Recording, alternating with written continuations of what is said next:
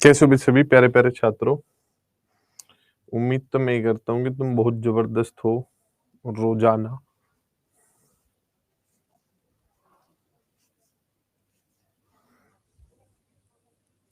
हाँ, सुबह क्लास नहीं हुई थी। सुबह क्लास नहीं हुई थी। अम, तो मैंने उसे 4 बजे रिशेड्यूल करा लिया था, और जो 4 बजे वाले होंगे जिनकी 4 बजे क्लास होती है, आप लोगों की क्लास कल या मंडे में लगेगी। ठीक है, तो अब शुरू करते हैं। ज्यादा बातें ना करते हुए, हमें करना है क्या? हमें करना है भाई एवरेज। एवरेज के मैं क्वेश्चन आप लोगों को करवा रहा था, और अब उसी क्रम में आगे चलते हैं। कुछ कुछ सवाल वैसे तो सारे से ही करवा दिए थे, लगभग सारे टाइप कवर हो गए थे। देखो, आप लोगों को 2 पीडीएफ दूंगा। 2 पीडीएफ होगी। एक होगी जो मैं क्लास में क्वेश्चन करवाया ना, वो क्लास क्वेश्चंस की पीडीएफ मिलेगी, और एक पीडीएफ मिलेगी आपको प्रैक्टिस वाली, जिसके उसमें आंसर भी लगे होंगे विद आंसर्स। तो क्लास क्वेश्चन वाली विदाउट आंसर होगी। चिक्का चिल्ली नहीं चलेगी कि सर इसके आंसर कहाँ है। इसके आंसर भाई क्लास में है। ये विद आंसर होगी जो प्रैक्टिस वाली पीडीएफ होगी। ठीक है। हाँ तरुण, एचसीएफ एलसीएम लिखा है यार। कंप्यूटर से थोड़ा पढ़ रहा है भाई, इंसान से पढ़ रहा है। पढ़ाया एवरेज नहीं खत्म हुआ, आज थोड़ा कंटिन्यू करना पड़ेगा। ये तो पहले भर देते हैं हम क्लास, किस दिन क्या पढ़ाएंगे, नहीं चलता तो थोड़ा सा आगे पीछे कर लेते हैं। या बिल्कुल ही मतलब एचसीएफ लिखा है तो एचसीएफ पढ़ाऊं तभी मानेगा। इस पर ध्यान दो, जो बता रहा हूँ। 2 तरीके की पीडीएफ मिलेगी आपको, साथ में अटैच मिल जाएगी। एक क्लास के साथ विदाउट आंसर वाली लगा दूंगा, एक के साथ विद आंसर वाली लगा दूंगा। Clear? How can we get to know the rescheduled class? Anamika ji, बच्चों को जब क्लास रिशेड्यूल होती है तो एक नोटिफिकेशन जाता है, गया होगा आपके मेल मोबाइल नंबर वगैरह पर। वो कब मिलेगी? PDF for practice. जैसे 4 बजे क्लास खत्म होती है तो 5:15 बजे तक अपनी पुरानी क्लासेस में चेक कर लेना, लगी हुई मिल जाएगी। जो बच्चे बिहार 7th फेज वाले हैं भाई, मैथ के लिए तो यही क्लास है आप लोगों की, जनरल पार्ट की। यही सारे सब्जेक्ट्स हैं, यही सारे टॉपिक्स हैं जो मैं पढ़ा रहा हूँ, ये पढ़ लें। और आपके बाकी के सब्जेक्ट कब स्टार्ट होंगे? वो शायद 8 जून से स्टार्ट हो रहे हैं, मैथ पहले स्टार्ट हो चुका है। और बताओ, पढ़ लें अब, अपना मुख्य कार्य कर लें।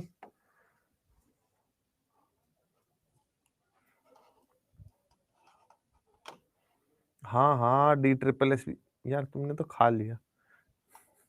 4 बजे नहीं होगी डेली, सिर्फ आज हुई है, सुबह आज क्लास नहीं ले पाया था भाई। जनरल पेपर, जनरल मैथ पूरे भारत का एक है, कुछ अलग नहीं है। जहां औसत पढ़ाना है औसत पढ़ाना है, औसत वही है। जहां एचसीएफ एलसीएम निकालना सिखाना है, एचसीएफ एलसीएम वही है, प्रतिशत वही है, जोड़ घटा गुणा भाग वही है, इसमें कुछ नहीं बदलता। अब पढ़ाई पे ध्यान दो, और अपनी साथ साथ प्रैक्टिस के लिए जो मैं कह रहा हूँ प्रैक्टिस करते रहो, अपने प्रीवियस ईयर क्वेश्चन प्रैक्टिस करते रहो। उन चीजों पर ध्यान देंगे।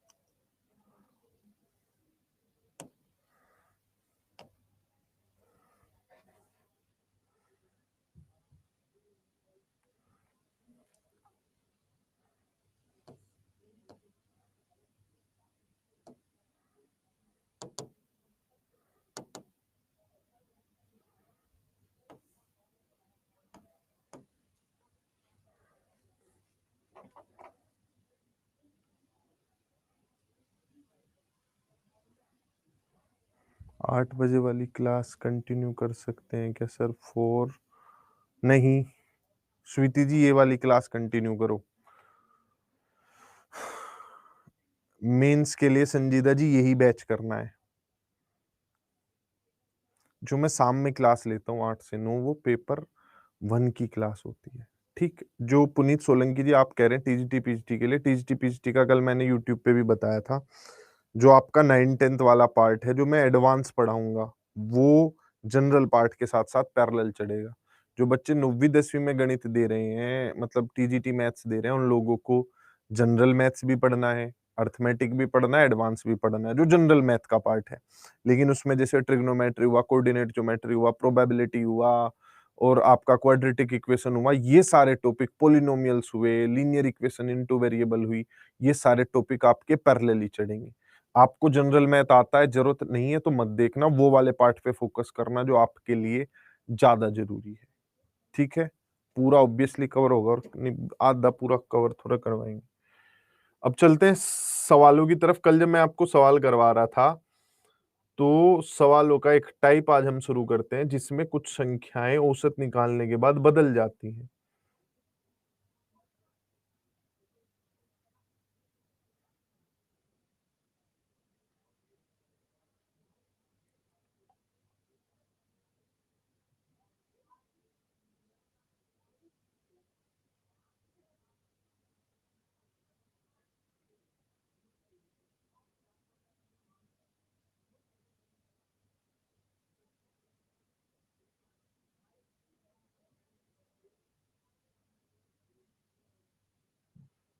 ये क्वेश्चन करिए। 100 वस्तुओं का औसत 100 वस्तुओं का औसत 30 पाया गया। गणना के समय 2 वस्तुओं को 23 और 11 के बजाय गलती से 32 और 12 लिख लिया था। सही औसत क्या होगा? सही औसत क्या होगा?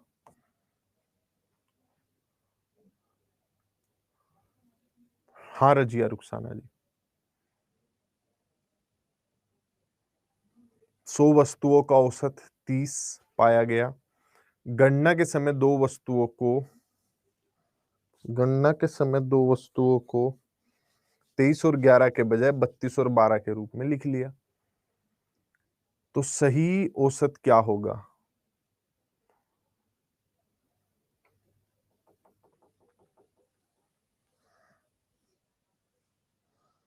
गुड इवनिंग सरू जी।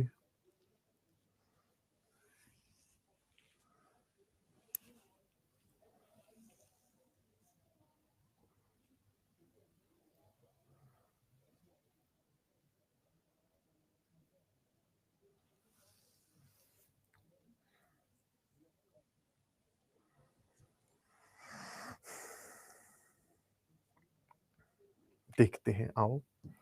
सवाल को अगर आप थोड़ा सा समझें तो कह ये रहा है कि जो सही संख्याएं थी वो तो थी 23 और 11। असल में तो 23 और 11 लेना था संख्याओं को, लेकिन आपने 32 ले लिया और 12 ले लिया। ये आपने गलती की है, सही में तो ये थी। अगर आप गलत से सही पे जाएंगे आपको नुकसान होगा कि फायदा, बताओ? अगर आप 32 से 23 पर जाओगे तो आपको नुकसान होगा कि फायदा होगा? आप लोगों को 9 का नुकसान होगा। अगर मैंने कहीं 32 लिया हुआ और अब 23 लिखूंगा तो मुझे 9 की कमी होगी। मैं 12 से 11 पे जाऊंगा तो मुझे क्या होगा? नुकसान होगा। कितने का? 1 का। तो कुल मिलाकर योग में जो कमी करनी पड़ेगी वो कितने की हो गई? 10 की हो गई। योग में जो अब बदलाव आएगा वो 10 का आ जाएगा। ठीक, 10 घटेगा, वो भी माइनस यहां पर दिखा रहा है कि घटेगा। अच्छा, औसत में मैंने क्या बताया था? कुछ भी फायदा होता, कुछ भी नुकसान होता, सब में बराबर बराबर बांट दिया जाता है। भाई कहीं से लूट मिल गई, 2,000 रुपए फालतू आ गए तो सब बांट लेंगे, घाटा हो गया तो सब बांट लेंगे। जो जो ये 10 का नुकसान हुआ है, इसे जब आप 100 वस्तुओं में बांटेंगे, ये जो 10 का नुकसान हुआ है, जब आप इसे 100 वस्तुओं में बांटेंगे कितना आएगा बताओ? एक के हिस्से में कितना नुकसान आएगा? एक के हिस्से में आएगा 0.0 0.1 नहीं 0.1 आएगा, 0.1 आ जाएगा। ठीक है, 0.1 औसत पर कमी करनी पड़ेगी। योग पर जो फर्क पड़ा है वो -10 का पड़ा है। औसत पर जो फर्क पड़ेगा वो सब में बांट कर ही पता चलेगा। हर व्यक्ति को -0.1 करना पड़ेगा। यानी जहां औसत पहले कितना था, 30 था पहले, अब 0.1 कम करना पड़ेगा, 29.9 रह जाएगा, 29.9।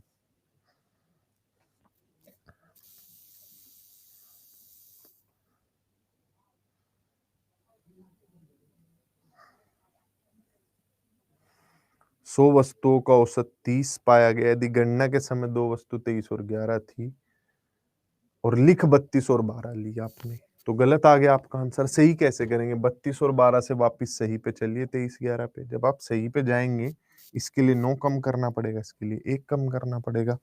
कुल मिलाकर योग में 10 की कमी होगी। इसे जब आप इस कमी को सब में बराबर बांटेंगे 100 में, तो एक के हिस्से में -0.1 आएगा, यानी औसत में से 0.1 सबको देना पड़ेगा।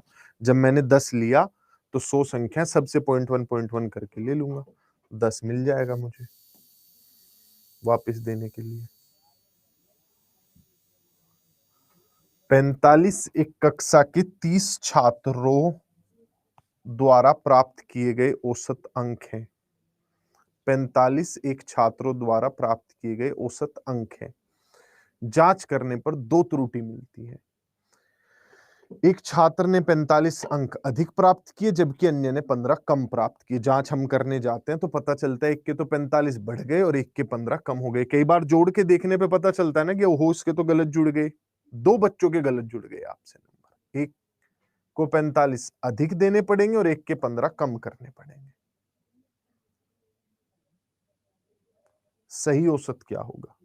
हम तो औसत निकाल के बैठे हैं, हमने तो औसत निकाला हुआ है। 30 छात्रों का जो औसत है, कितना बता दिया है सवाल में, कैलकुलेशन तो हो गई थी। 30 छात्र थे और इनका जो औसत था वो कितना था, एवरेज कितना था, 45 था। ठीक है, इनका एवरेज 45, इनका 30 छात्रों का। बाद में पता चला भाई कि एक बच्चे के तो 45 बढ़ाने पड़ेंगे। जब बच्चों ने चेकिंग करवाई, एक के 45 बढ़ेंगे और एक के 15 कम होंगे। हमारे योग पर क्या फर्क पड़ने वाला है, आप वो बताओ।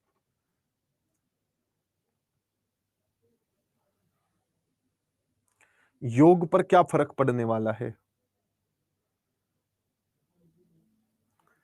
30 का फर्क पड़ने वाला है, और 30 बढ़ेगा, योग घटेगा नहीं। 45 आए, 15 गए, तो अभी भी 30 बढ़ाने पड़ेंगे।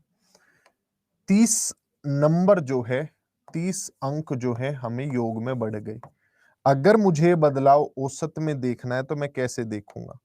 यह बदलाव औसत में देखने के लिए मैं 30 छात्र है भाग कर लूंगा कि एक छात्र के हिस्से कितना आएगा, एक छात्र के हिस्से 1 नंबर आएगा।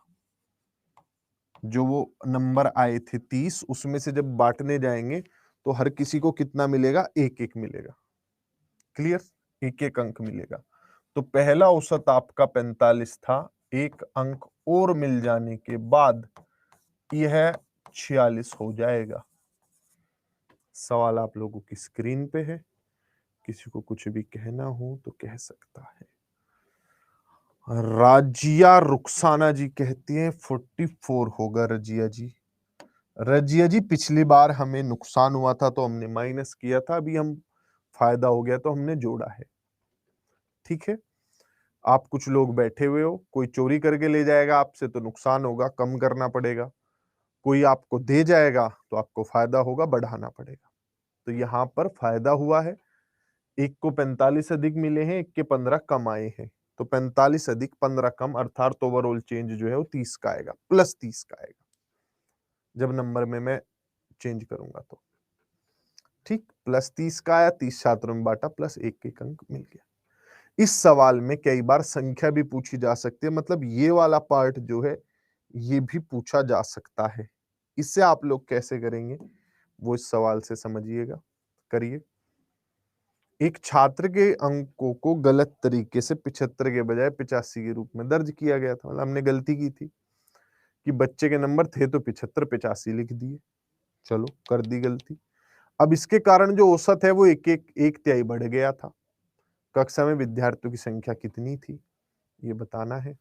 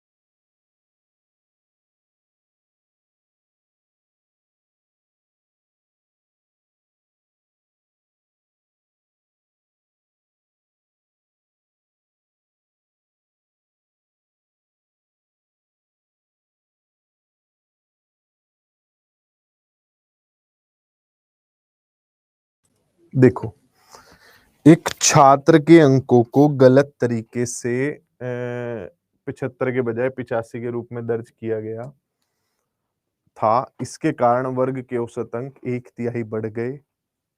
कक्षा के विद्यार्थियों की संख्या क्या है? समझिए एक बार बात को। बच्चे के नंबर जो थे वो थे 75। आपने गलती से चढ़ा लिए 85। आपने गलती से क्या किया? 85 चढ़ा लिए। आपने जो गलती की, क्या उसके कारण 10 नंबर नहीं बढ़ गए होंगे योग में? आपकी गलती के कारण क्या 10 नंबर नहीं बढ़े हैं? बढ़े हैं 10 नंबर। 75 से 85 कर लिए, 10 बढ़ गए। ये जो 10 नंबर बढ़े हैं, ये योग में फर्क आया है। यह जानने के लिए कि औसत में कितना फर्क आया होगा, हम लोग संख्या से भाग करते हुए आए हैं हमेशा से। यह चेक करने के लिए कि औसत में कितना फर्क आया होगा, हम संख्या से डिवाइड करते हैं। करते थे क्वेश्चन में, भाई 10 बढ़ गया तो संख्या से भाग करते हैं। अब इन्होंने कहा कि आपकी गलती के कारण औसत तो एक तिहाई बढ़ा है। जो पिछले सवालों में अभी तक आप लोगों ने किया था, उसमें हमारे पास अंक होते थे, भाग करते थे, तब देखते थे क्या बदलाव आया। इस बार बदलाव हमें पता है कि 1/3 का है। 10 नंबर फालतू थे, बस बच्चे कितने थे ये बताना है। तो कितने बच्चे रहे होंगे कैलकुलेशन करिए। क्रॉस मल्टीप्लाई करेंगे तो n की वैल्यू आ जाएगी 30। 10 को 30 से भाग करूंगा तो आ जाएगा क्या? ये।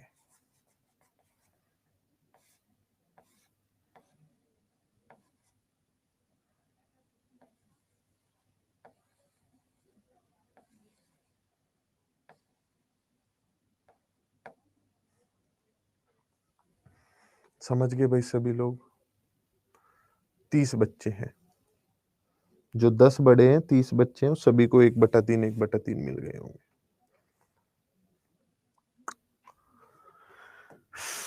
किसी को भी कोई भी कंफ्यूजन होगा तो अवश्य बताएगा। उसके जवाब को सार्थक रूप से रखने की कोशिश की जाएगी। अगला सवाल करिए, बताइए क्या आप लोगों को लगता है?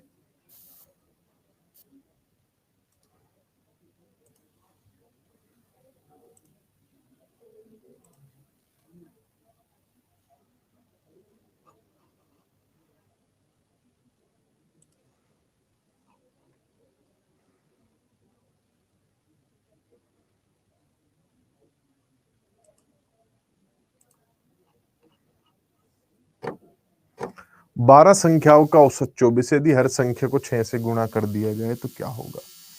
पहले मैं आप लोगों से एक सवाल पूछता हूँ। इस सवाल को एक सेकंड के लिए आप साइड में रखिएगा और इधर फोकस कीजिएगा जिन्हें नहीं आता है। मान लिया मेरे पास 10 लिखा है, ठीक है। मेरे पास 13 लिखा हुआ है, 10 लिखा हुआ है, 13 लिखा हुआ है और लिखा हुआ है भाई 19। 10, 13, 19। आप लोगों को बताना इसका औसत कितना होगा। बताइए क्या औसत होगा 10, 13, 19 का? 10, 13, 19,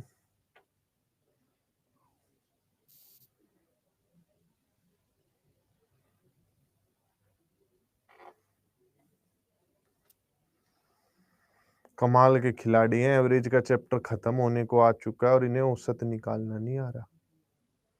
माता रानी पाप तो लगाएगी, लेकिन कितना लगाएगी ये समय बताएगा।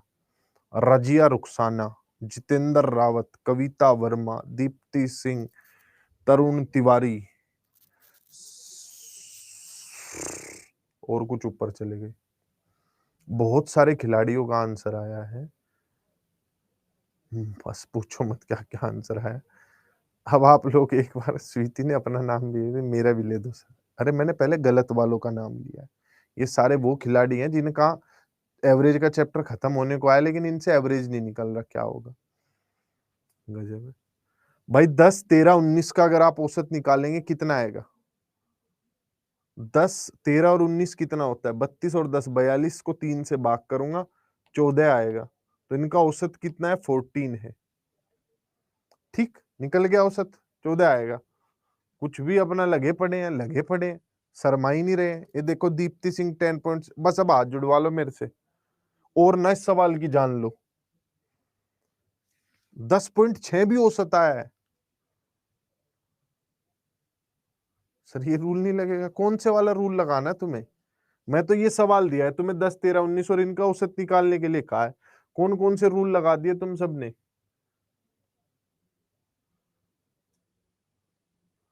बताओ क्या क्या पाप किया है? फर्स्ट प्लस लास्ट वाला कहां लगाने के लिए बताया था? क्या सजाया था बोर्ड पे?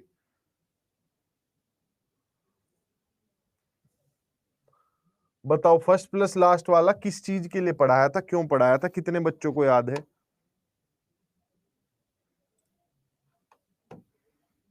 बताओ कमेंट में फटाफट, तब तक बाकी के लोग।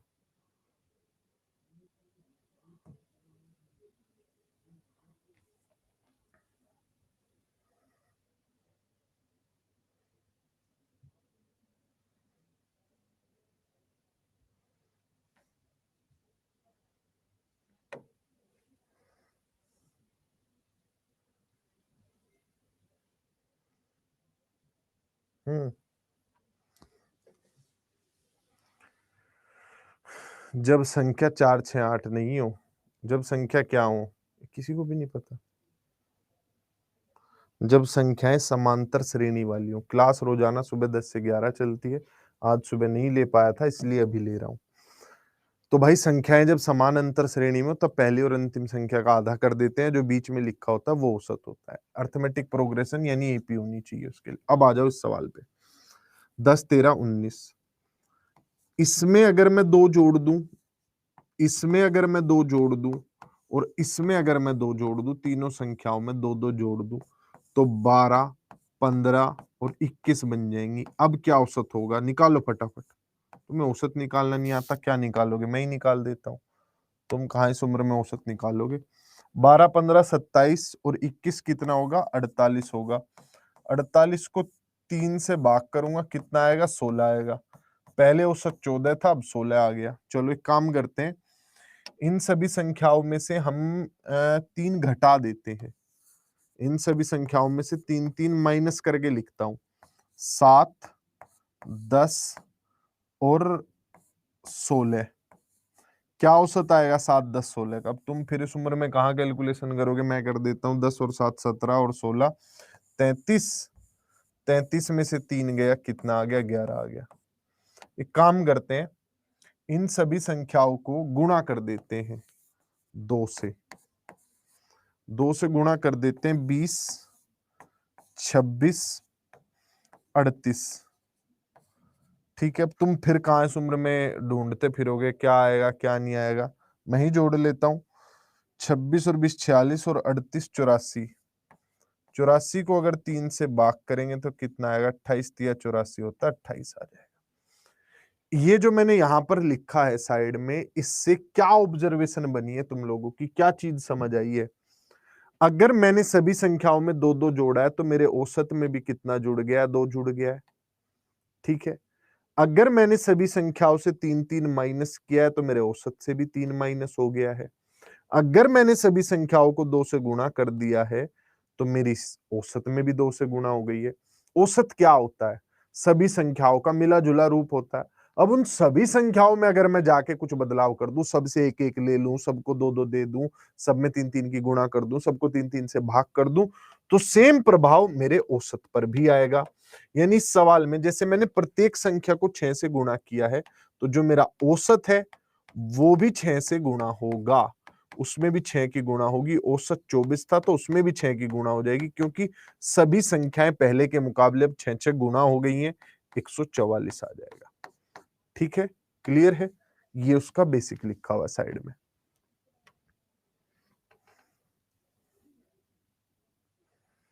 क्वेश्चन नहीं दिख रहा? क्वेश्चन तो बहुत देर तक स्क्रीन पे था ही। लो भाई देवी जी, क्वेश्चन देख लो।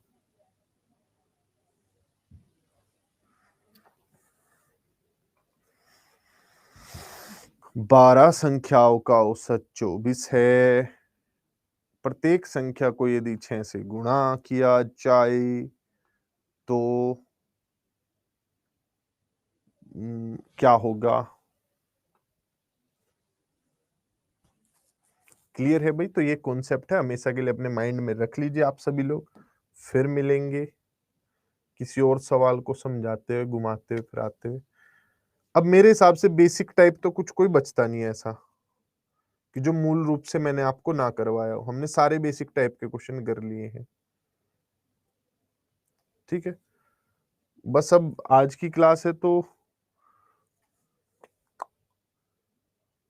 कुछ एक दो सवाल मौज मस्ती के लिए कर लेते हैं। बाकी आप लोग इन्हें होमवर्क में सोल्व कीजिएगा, जो दोनों पीडीएफ दूंगा। फिर कल की क्लास में हम डाउट लेंगे, फिर आगे बढ़ेंगे। 5 क्रमागत धनात्मक पूर्णांकों का औसत n है। यदि अगले दो पूर्णांक भी शामिल कर लिए जाएं तो इन सभी का औसत क्या हो जाएगा?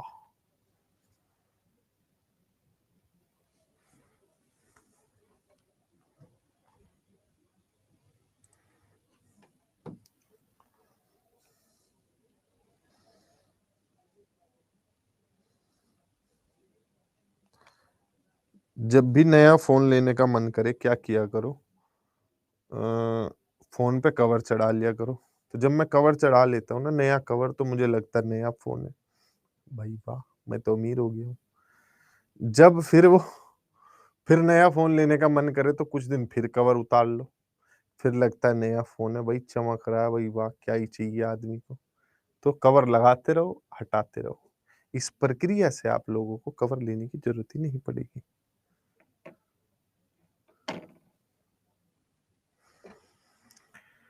पांच क्रमागत धनात्मक पूर्णांकों का औसत n है। यदि अगले दो पूर्णांक भी शामिल कर लिए जाएं तो इन सभी पूर्णांकों का औसत क्या होगा?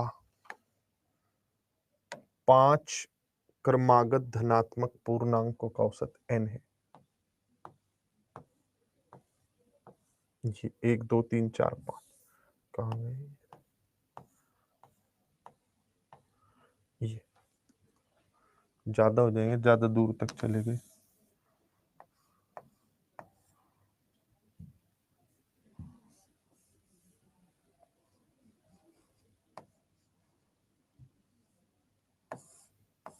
अच्छा ऐसे 5 धनात्मक पूर्णांक है, यानी एक के बाद एक आने वाली संख्याएं हैं। जैसे ये हैं, ये लिखा हुआ है, कुछ भी मान लो तुम मान लो जैसे ये लिखे हुए p+1, p+2, p+3, p+4। जरूरत नहीं पड़ेगी, जब मैं समझा दूंगा लिखने की भी, कुछ ऐसे ही समझ आ जाएगा।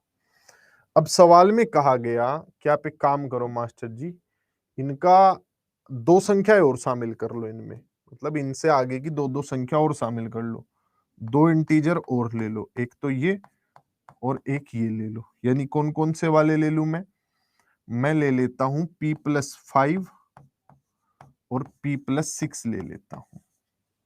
ठीक है, अब सवाल में कहा गया है कि अगर 5 संख्याओं का औसत देखा जाए, इनमें से 5 का अगर आप औसत देखेंगे, इन पांचों का अगर आप औसत देखेंगे तो कितना आएगा? वो इन 5 का औसत क्या होगा?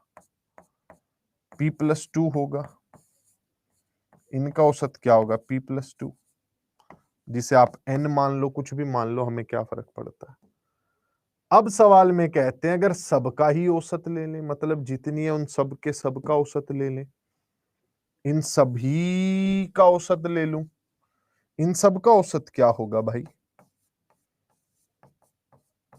बताओ क्या औसत है। लगातार आने वाली संख्याओं में औसत बीच में होता है। अब औसत p+3 हो जाएगा। पहले से अब औसत कितना अधिक हो गया, 1 ज्यादा हो गया। कितना ज्यादा हो गया, 1 ज्यादा हो गया। आपने 2 संख्या शामिल की है ना, तो औसत 1 बढ़ेगा, 2/2 1 बढ़ेगा। अब जिनमें अकल है थोड़ा सा आगे पेपर में बस ऐसे ही सोचना, 5 संख्या लिखी हुई है, ये 5, ये औसत है n, 2 और शामिल कर लूं तो अब औसत क्या हो जाएगा, ये वाला हो जाएगा औसत। पहले 5 ले रहा था तो औसत ये था, सारी की सारी लूंगा तो औसत ये वाला हो जाएगा। इससे ये वाली संख्या कितनी ज्यादा होगी, क्रमागत है ये, एक के बाद एक आने वाली, तो अगले वाली n+1 होगी, यानी 1 ज्यादा होगी बस। ठीक है, स्वीटी जी कह रही है p+2 कैसे हुआ। स्वीटी जी इसके लिए आपको देखो हमारी परसों वाली क्लास देखनी पड़ेगी, एक के बाद एक जो क्लास चल रही है वो देखनी पड़ेगी, तभी समझ आएगा। पहली क्लास में हमने यही पढ़ा है कि औसत कैसे निकालते हैं।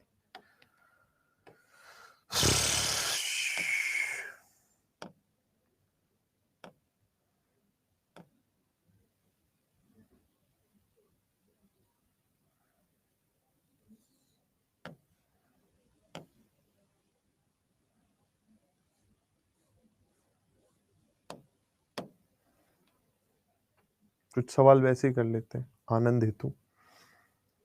मैंने जो आपको पढ़ाया मैंने बहुत बढ़िया लेवल का पढ़ा दिया है, पेपर में इससे आधा अधूरा भी आ जाए तो मानना कि बहुत हो गया। 2 पे 1 भागेगा भावेश जी अगर क्रमागत संख्याओं में +1 आता है। मान लिया इवन नंबर होते तो +2 हुआ होता, ओड होते तो +2 हुआ होता, 5 के गुणज होते तो +5 हुआ होता, मतलब अगला नंबर हो जाएगा। अब वो कितने गैप पे ये तो हमें नहीं पता, वो तो नेचर ऑफ नंबर्स पे डिपेंड करेगा। अगर 5 के गुणज है तो अगला नंबर 5 जुड़ के आया होगा। जिसका पहला क्लास है आज इस स्टेटमेंट को बदलिए और पिछली सारी क्लास देख के आइए। 2 संख्याओं का औसत 90 है और एक संख्या दूसरी संख्या से 2 गुनी है, दोनों संख्याएं ज्ञात करो। अनामिका मंजुला जी बाकी क्लासेस जो हैं बिहार 7वें चरण की भर्ती है तो 8 जून से शायद चल जाएंगी। 2 संख्याओं का औसत 90 है, पहली संख्या दूसरी के 2 गुनी है। जैसे देखो 2 संख्या अपने पास a और b, इसमें कहा गया सवाल में कि जो एक संख्या है वो दूसरी की 2 गुनी है, पहले वाली दूसरी की 2 गुनी है, यानी इस वाले को अगर 1x मानोगे तो ये वाली कितनी आएगी, 2x आएगी। इसे जो भी मानोगे ये वाली उसकी 2 गुनी आएगी। भाई इनका औसत जो है वो 90 दिया हुआ, इनका औसत कैसे निकालेंगे, इनका औसत होगा 3x/2, औसत जोड़ के आधा, और इसकी वैल्यू कितनी दी हुई है 90। यहां से जो x का मान है वो कितना आ जाएगा 60, x का मान कितना आ गया 60। एक संख्या इनमें से कितनी है चिकचिटी, एक संख्या है चिकचिटी 60, तो दूसरी संख्या कितनी होगी 120 60। अब बाकी आप क्या सवाल की मदद से कर सकते थे, बिल्कुल कर सकते थे। आपको वो संख्या ढूंढनी है जिसका औसत 90, 50 और 100 का औसत 75 होता है, 55 और 110 का औसत कितना होगा 87, मतलब 77.5 के आसपास होगा, इसका भी ऐसे ही होगा कुछ। 60 120 का औसत 90 होता है। आप ऑप्शन से भी कर सकते थे, ठीक है।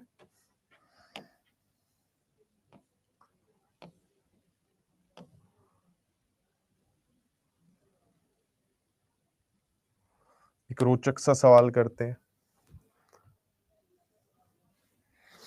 3 संख्या इस प्रकार है, उनमें से किसी भी 2 का औसत तीसरी संख्या में जोड़ा जाता है तो प्राप्त योग क्रम से 168 174 180। बहुत ही प्यारा सवाल है, मतलब बेसिक आदमी का ये बाहर निकालेगा, ऐसे कोई तीर तुक्के से नहीं कर सकता है, बेसिक से करना पड़ेगा।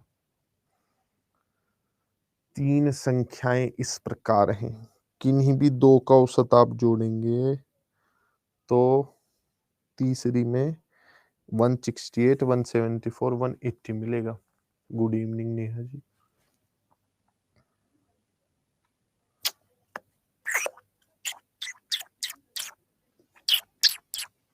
करिए।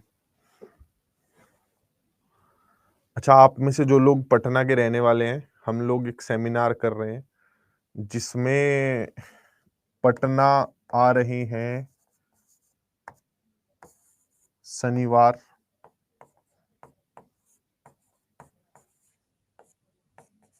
1 बजे, तो आप लोग मिलने आ सकते हैं अगर आप लोग आना चाहें तो। स्वागत है 3 जून। जो बिहार बीपीएससी वाले बच्चे हैं उनका उसी दिन 11 से 1 के बीच पेपर भी करवाया जाएगा।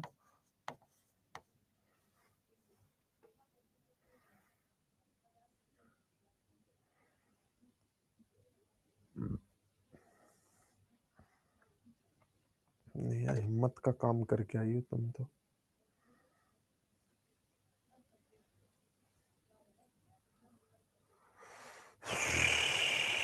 पटना में कहाँ पे सर्च कर लेना आप लोग, कैरियर पावर राजेंद्र नगर।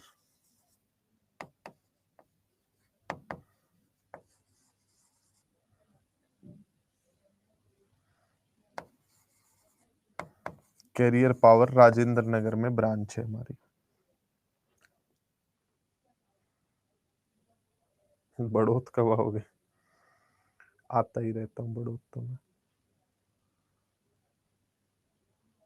बाकी कोई अभी दिल्ली से बड़ौत जा रहा हो तो बताओ। हमारे घर की चाबी गलती से मेरी गाड़ी में आ गई है और मेरे माता पिता पहाड़ों में घूमने गए हुए थे, वो गांव पहुंच रहे हैं। गांव में वो कमरे का ताला लगा हुआ है, चाबी मेरे पास है, समस्या है।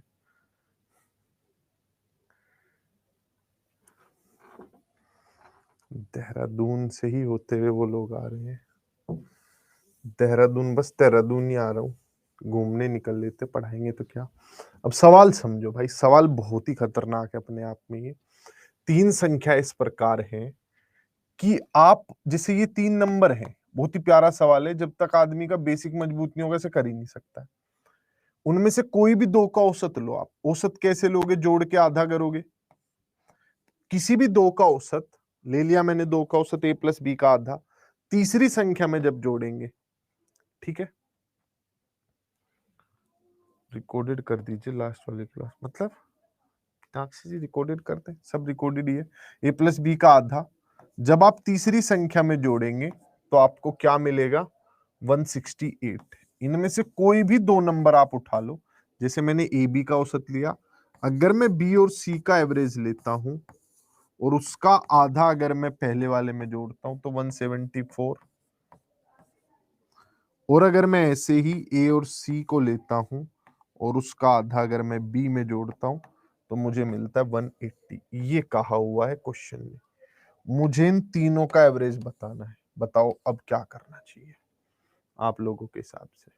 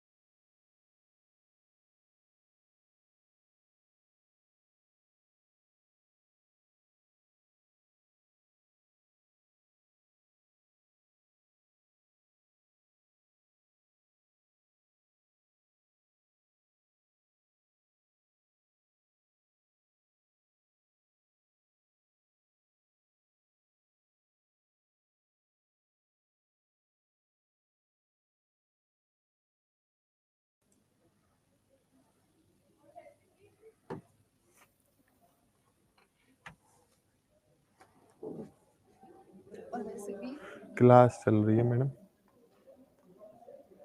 बताओ भाई क्या होगा।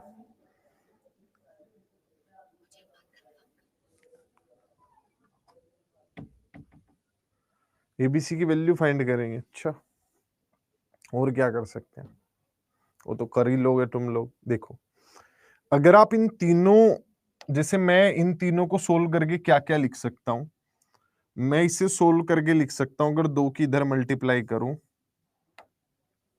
तो मैं लिख सकता हूं a plus B plus 2c is equals to, इसका डबल 32 और 16 336। ठीक है, यहां पर क्या लिख सकता हूं, b plus C plus 2a, इसका डबल 348, और यहां पर a plus C plus 2b कितना आ जाएगा, ये आ जाएगा 360। जब आप इन सबको ऐड करेंगे, इन तीनों को ऐड करेंगे, अगर इस स्टेटमेंट को, इस स्टेटमेंट को, इस स्टेटमेंट को, आपको क्या मिलेगा बताओ। ए कितनी बार आया होगा इसमें, ए 4 बार। बी कितनी बार आया होगा, 1 2 बार, यहां 4 बार। ऐसे ही सी भी आया होगा, ठीक है। देखो ए 2 बार आ गया, फिर ये बी 2 बार, यहाँ 2 बार, यहाँ सी 2 बार, यहाँ 1 बार, यहाँ 1 बार, यहाँ 4 बार, ऐसे सारे। इन सबको ऐड कर लो तो 300 300 300 900, 40 30 70 और 60 130 1030 और 6 36 और 18, 36 और 18 कितना होता है, 54, 1054 आ जाएगा। 54 आएगा शायद, या 44 आ रहा है। देखो एक बार ऐड करके 54 आया अपना, तो 8 और 6 14 का 4 कहाँ से लगा, 1 4 3 7 और 6 13 और 1, हाँ 44 ही आ रहा है। 44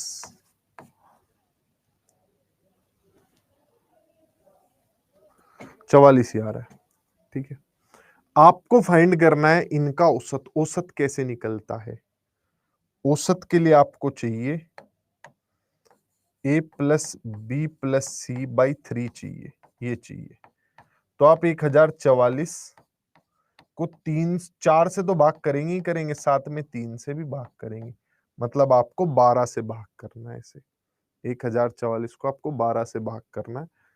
4 से तो 4 सारे उधर भेजे तो मुझे योग मिल गया, अब 3 से डिवाइड करूंगा तो औसत आएगा, तो 12 से भाग कर देते हैं। 12 90 108 होता, 12 8 96 4 4 8 12 7 84, 87 इस क्वेश्चन का आंसर होगा।